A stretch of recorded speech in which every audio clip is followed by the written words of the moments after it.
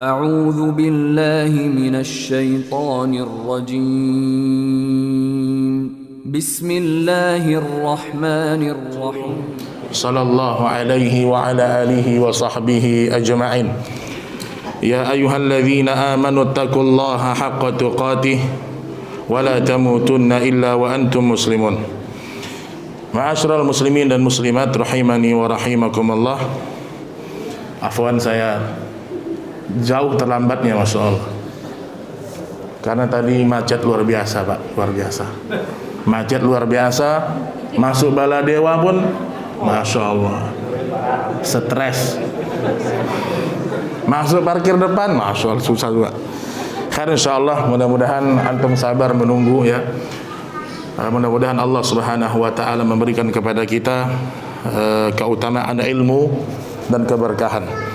Baik Bapak Ibu yang dimuliakan Allah Subhanahu wa taala, pada malam ini kita akan mempelajari tentang kewajiban seorang mukmin terhadap kitab Allah Subhanahu wa taala. Yang harus kita tahu, beriman kepada Al-Qur'an bukan sekedar mengucapkan dengan lisan. Beriman kepada kitab Allah Subhanahu wa taala bukan sekedar membacanya. Namun Al-Imam Ibnu Qayyim rahimahullah ta'ala menyebutkan ada 4 kewajiban seorang mukmin terhadap Al-Quranul Karim.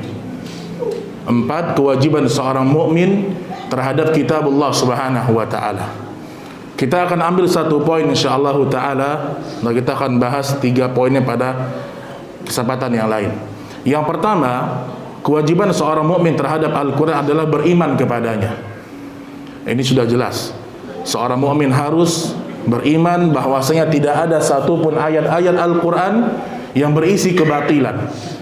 La ya'tihil batilu min baini yadayhi wala min khalfi. Tidak ada satupun ayat Al-Quran yang datang dengan kesalahan. Kewajiban kita yang kedua yaitu kewajiban membaca Al-Quran sebagaimana diturunkan kepada Rasulullah sallallahu alaihi wasallam. Ini kan kita bahas insyaallah taala. Kemudian yang ketiga, kewajiban terhadap Al-Quran menjadikan Al-Quran sebagai obat. Jadi kalau kita sakit, yang pertama kita ingat adalah kitab Allah Subhanahu wa ta'ala. Dan yang keempat, kewajiban untuk mengamalkan semua isi kitab Allah Subhanahu wa ta'ala, tentu semampu kita. Baik teman-teman sekalian rahimani wa rahimakumullah, kewajiban terhadap Al-Quran yang kedua yaitu kita harus membaca Al-Quran sebagaimana diturunkan kepada Rasulullah sallallahu alaihi wasallam. Jadi mentajwidkan Al-Quran, artinya membaca Al-Quran dengan baik dan benar, itu adalah sebuah kewajiban. Sebagaimana kata Allah Subhanahu wa taala, warattilil Qur'ana tartila. Bacalah Al-Quran itu dengan tartil, bukan dengan semau kita. Masih banyak orang-orang Islam yang mereka baca Quran sekedarnya, Pak. Tidak memperhatikan panjang pendeknya, tidak memperhatikan dengung-dengungnya, tidak memperhatikan huruf-hurufnya. Insya Allah kalau bahasan yang berkaitan dengan beriman, mengamalkannya, menjadikannya sebagai obat, antum insya Allah sudah master lah insya Allah. Tapi yang kurang di kita, pembahasan pada bahasan yang kedua, menjadikan Al-Quran sebagai bacaan dan kewajiban mentajwidkannya. Pernah suatu ketika Abdullah bin Mas'ud radhiyallahu ta'ala anhu, beliau sedang berjalan Bapak Ibu. Tiba-tiba ada salah seorang sahabat yang membaca surat At-Taubah. Apa awal surat At-Taubah? Nah, yang biasa khotam setiap 10 hari gimana? Apa? Nah, bara'atun ya. Sahabat ini dia membaca pendek. Dia baca bara'atun minallahi wa rasulih. Baca pendek ra-nya. Didengar sama Ibnu Mas'ud, sahabat Nabi, Pak. Bukan tabi'in, bukan atba'u tabi'in, sahabat Nabi. Ibnu Mas'ud mengatakan, celaka engkau wahai manusia. Ma hakadha aqra'ana an-nabiy sallallahu alaihi wasallam. Bukan seperti itu Nabi SAW membacakannya kepada kami. Kemudian beliau mencontohkan bara'atun, ra-nya panjang. Nah, pertanyaan saya, orang membaca ra-nya pendek, bara'atun, maknanya berubah atau tidak? Pada ayat ini tidak, Pak. Tidak. Memang ada panjang pendek yang bisa merubah makna, tapi pada ayat ini tidak berubah. Nah, artinya makna tidak berubah, tapi dibaca salah, ditegur sama Ibnu Mas'ud radhiyallahu taala anhu. Bagaimana kalau orang sekarang membaca Al-Qur'an, sudahlah maknanya salah, kemudian hurufnya juga salah. Maka kata Imam Ibnul Jazari rahimahullah, wa man lam yujawwidil Qur'ana athimun. Barang siapa yang belum mentajwidkan Al-Qur'an, maka dia berdosa. Maka dahulu para ulama kita, tidak ada satupun mereka yang tidak hafal Quran, Pak. Semua hafal Quran. Sebutkan imam 4, Imam Ahmad, Imam Hambali, Imam Ahmad, Imam Abu Hanifah, Imam Malik, Imam Syafi'i. Semuanya hafizul Quran qabla al-bulugh. Semua mereka telah menghafal Al-Quran sebelum baligh. Karena di masa sekarang muncul sebagian orang yang memisahkan antara hafalan Al-Quran dengan ilmu-ilmu yang penting. Saya tidak satu kali dua mendengar orang mengatakan, ngapain antum belajar tahsin? Ngapain sibuk belajar huruf-huruf Al-Quran, tapi akidah tidak dipelajari? Sering orang benturkan itu, Pak. Sebagian mengatakan, yang penting akidah kita benar. Adapun bacaan Quran yang sekedarnya saja. Benar nggak kalimat ini, ikhwan? Tidak benar. Akidah benar, itu hal yang utama. Sampai kata Jundub bin Abdullah, ta'allamnal iman qabla al-Quran. Dahulu kami belajar dulu iman, kemudian kami baru belajar Al-Quran. Bukankah di masa Nabi Shallallahu Alaihi Wasallam ada banyak para sahabat-sahabat yang ahlul Quran, Pak? Orang sekarang banyak memisah-misahkan antara yang penting akidahnya bagus, Al-Qurannya ya ala kadar, tidak apa-apalah. Maka Bapak Ibu sekalian, ya, maka kewajiban kita terhadap Al-Quran membacanya dengan baik dan benar. Nah, sekarang kita akan lihat, ya, apa standar orang dikatakan bacaannya baik. Kalau kita katakan orang yang bacaannya bagus Al-Quran harus punya sanad. Kalau dulu ini standarnya iya. Di masa-masa dulu, ya, di masa sekarang pun iya. Hanya saja perbedaan sanad di masa dahulu lebih terjamin keabsahannya, Pak. Orang dulu punya sanad qiraat, punya sanad bacaan Al-Quran, umumnya terjamin. Adapun di masa sekarang, ketika orang punya sanad Al-Quran, itu belum tentu bacaannya bagus. Belum tentu, Pak. Dan saya sudah menemukan sendiri beberapa orang yang mengaku punya sanad 30, 25, tapi bacaannya seperti orang yang tidak punya sanad. Nah, makanya ada standar orang dikatakan Al-Qur'annya baik. Kalau kita masuk kepada bahasan tahsin, ya, karena kewajiban membaca Al-Qur'an itu berkaitan dengan perbaikan bacaan, ya atau tidak? Ya. Al-Qur'an cuma 4 saja. Antum bisa 4 poin ini, insya Allah antum sudah masuk pada tahapan baiknya membaca Al-Quran. Walaupun nanti kesempurnaannya bertingkat-tingkat. Yang pertama, antum bisa membedakan mana yang 2 harakat, mana yang 4, mana yang 6. Itu, Pak. Di poin ini saja masih banyak imam masjid, bukan jamaah, imam masjid yang tidak standar di poin masalah mat saja. Ada orang membaca Al-Fatihah misalnya, Alhamdulillahi Rabbil Alamin,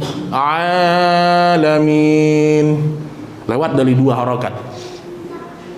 Ar-Rahmanir-Rahim, Ar-Rahmani, lewat 2 harokat. Itu salah, Pak. Walaupun dia tidak kesalahan besar, tapi itu jatuh kepada khata khafi, kesalahan ringan. Banyak nggak Imam Mujahid seperti itu? Banyak.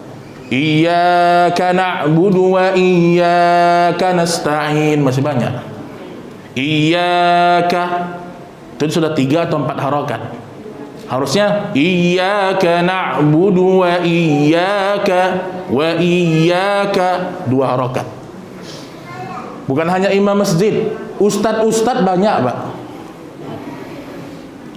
Yang kita kritisi bukan hanya jamaahnya, ustadz, dokter, walaupun mereka dokter, kalau mereka tidak pernah duduk dengan para masyayikh talaqi Quran, berantakan Al-Qur'annya.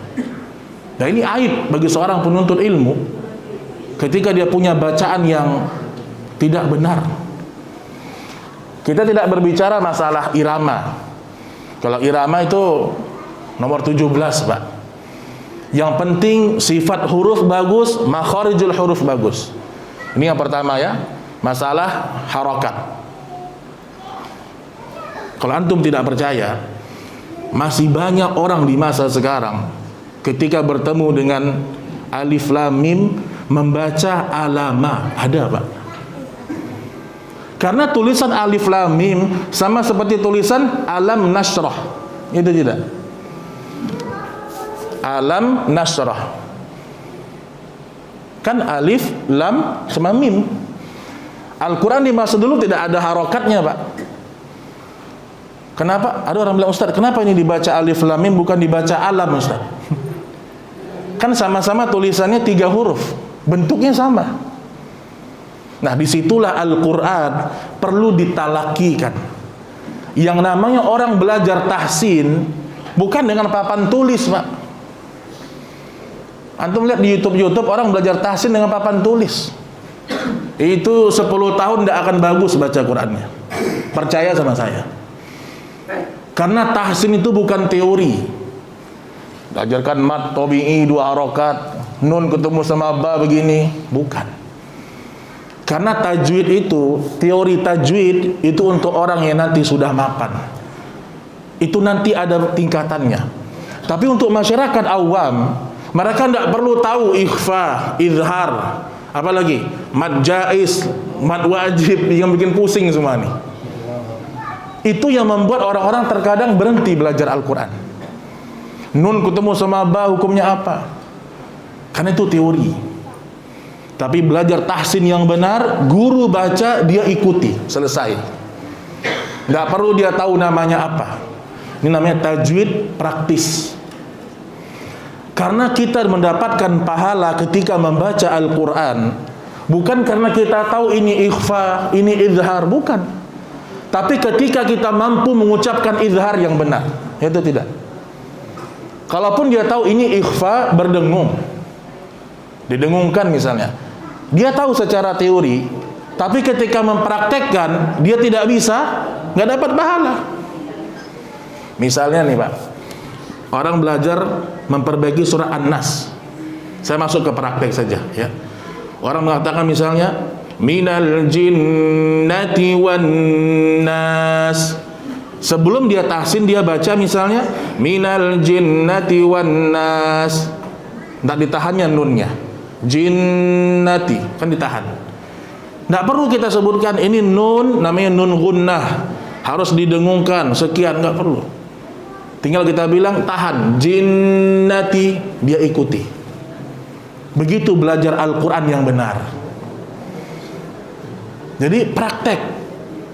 Dan itu yang paling terbaik mengajarkan anak-anak kecil.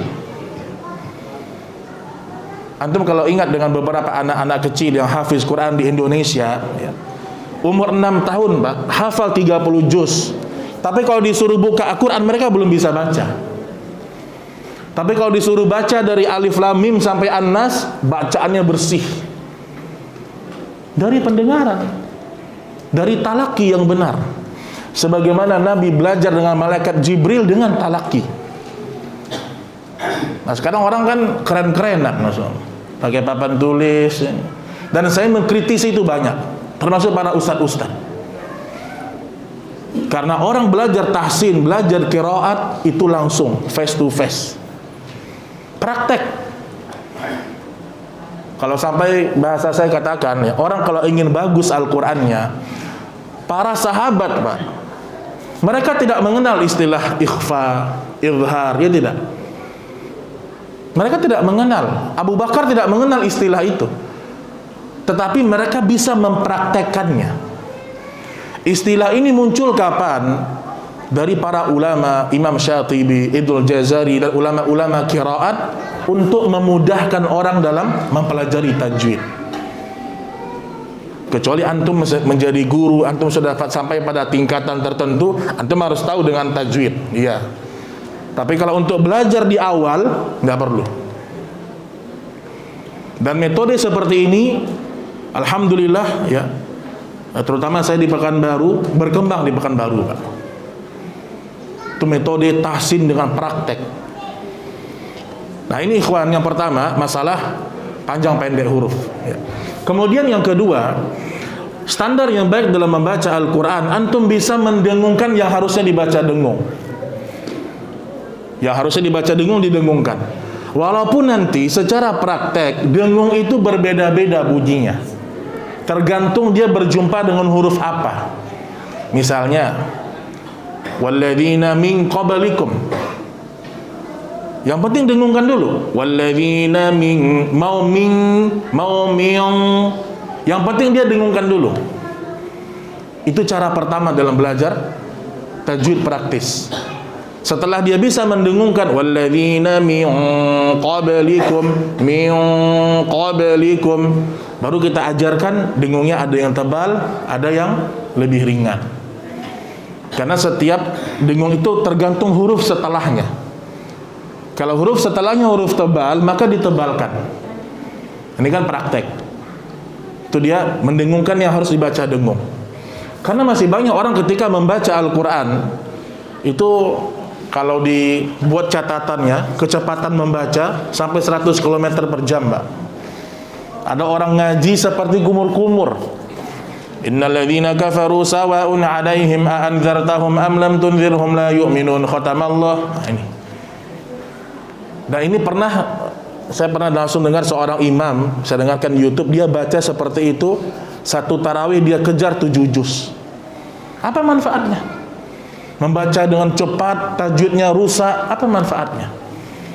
Padahal kata Nabi sallallahu alaihi wasallam, kata Allah Subhanahu wa taala, warattilil Qur'ana tartila. Itu yang kedua ya, dengung diperhatikan.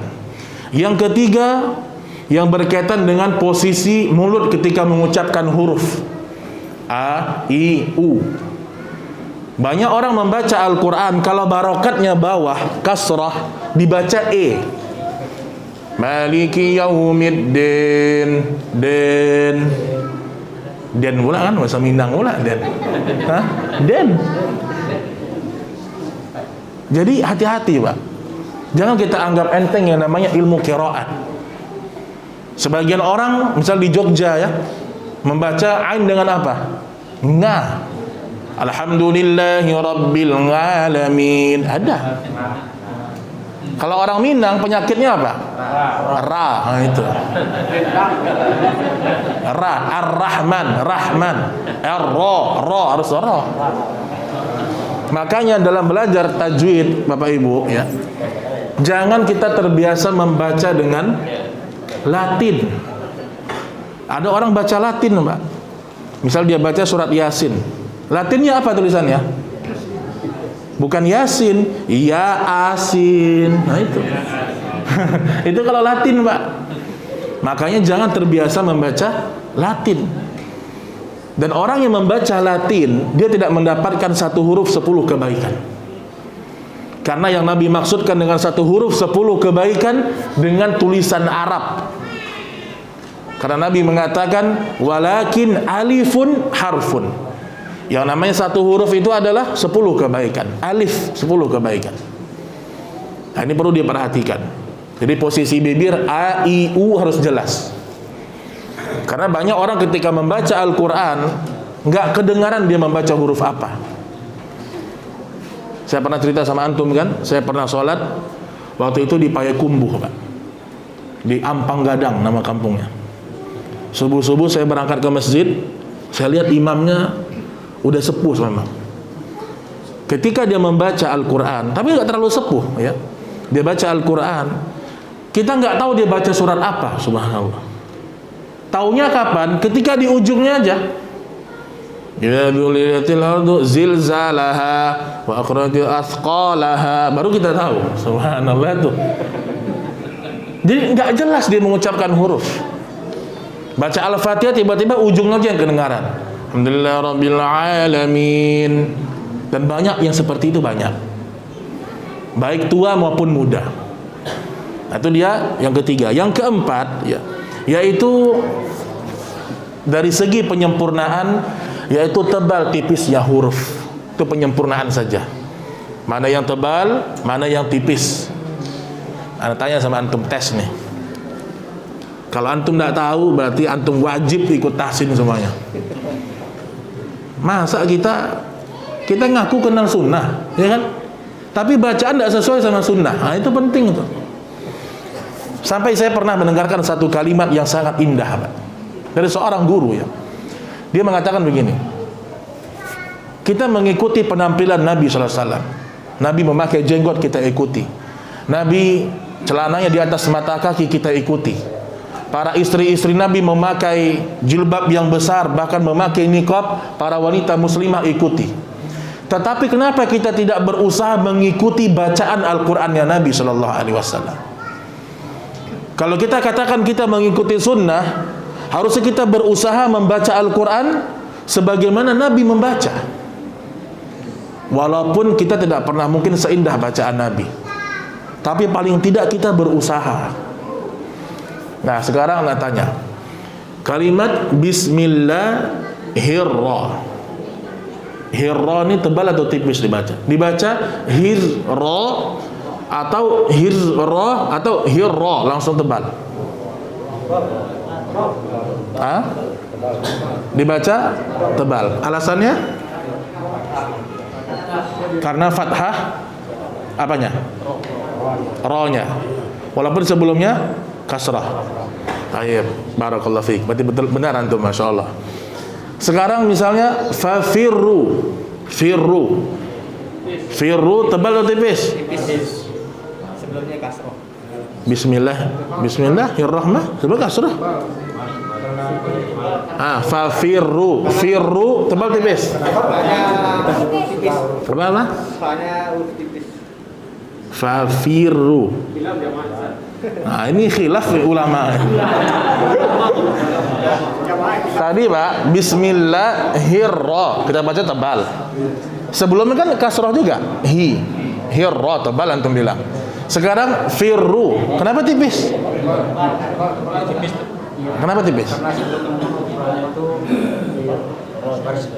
Kasrah. Kalau Bismillahirrahmanirrahim,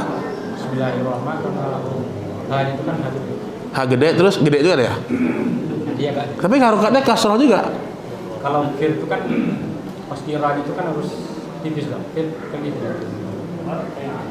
Agak kurang jalan nampak. Fir, jadi tipis. Fafirru gitu. Tipis.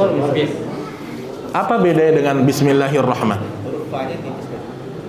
Karena jadi karena huruf A tipis, jadi tipis dia. Nah, jadi kaedahnya gampang aja. Nggak usah antum melihat huruf-huruf belakangnya. Kalau ro yang berharok, kalau ro yang bertasdid, maka tidak berlaku semua hukum ro kecuali dengan melihat huruf ro itu harokatnya apa. Fafirru dia dhammah tebal. Fafirru langsung. Sama Bismillahirrahmanirrahim langsung masuk. Itu kalau dia ro-nya punya tasdid. Karena tasdid itu artinya ro-nya ada dua sebenarnya. Nah, jadi kaedah sebelumnya baris bawah atau atas hanya berlaku ketika ro-nya itu sukun. Nah, kalau dia hurufnya tasdid, maka berlaku harokat huruf ro-nya dilihat. Ya, harokat huruf ro yang dilihat. Masuk waktu azan? Baik, ya. Baik, kita azan ya. Kemudian salat. Hah? Tayyib ya. Baik, barakallahu fikum. Nakhtatim bihadzal qadar. Subhanakallahumma wa bihamdik, asyhadu an la ilaha illa anta astaghfiruka wa atubu ilaik. Wassalamualaikum warahmatullahi wabarakatuh.